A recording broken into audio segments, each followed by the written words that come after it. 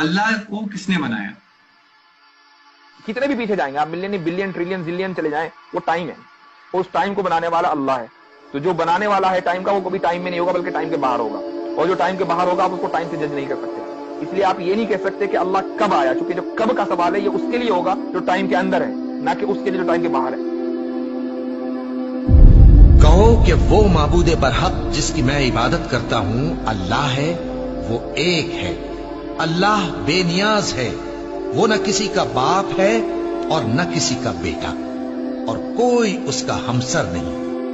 अल्लाह वो माबूदे बरहक है कि उसके सिवा कोई इबादत के लायक नहीं। जिंदा है, सबको थामने वाला, उसे न ऊंघ आती है न नींद। जो कुछ आसमानों में और जो कुछ जमीन में है सब उसी का है। कौन है कि उसकी इजाजत के बगैर उससे किसी की सिफारिश कर सके? जो कुछ लोगों के रूबरू हो रहा है और जो कुछ उनके पीछे हो चुका है उसे सब मालूम है, और लोग उसकी मालूमात में से किसी चीज पर दस्तरस हासिल नहीं कर सकते। हाँ, जिस कदर वो चाहता है उसी कदर मालूम करा देता है। उसकी बादशाही और इल्म आसमान और जमीन सब पर हावी है, और उसे उनकी हिफाजत कुछ भी दुश्वार नहीं। वो बड़ा आली रुतबा है, जलीलुल कद्र है। वही अल्लाह तमाम मखलूकात का खालिक, ईजाद व इख्तिरा करने वाला, सूरतें बनाने वाला। उसके सब अच्छे से अच्छे नाम हैं। जितनी चीजें आसमानों और जमीन में हैं सब उसकी तस्बीह करती रहती हैं, और वो गालिब है, हिकमत वाला है। आसमानों और जमीन की बादशाही उसी की है। वही जिंदगी देता है और वही मौत देता है, और वो हर चीज पर कादिर है। वही अव्वल और वही आखिर, और अपनी कुदरतों से सब पर जाहिर और फिर भी पोशीदा है, और वो हर चीज का खूब जानने वाला है। वही है जिसने आसमानों और जमीन को 6 दिन में पैदा किया, फिर अर्श पर जलवा अफरोज हुआ। जो चीज जमीन में दाखिल होती और जो उससे निकलती है, और जो आसमान से उतरती और जो उसमें चढ़ती है, सब उसको मालूम है।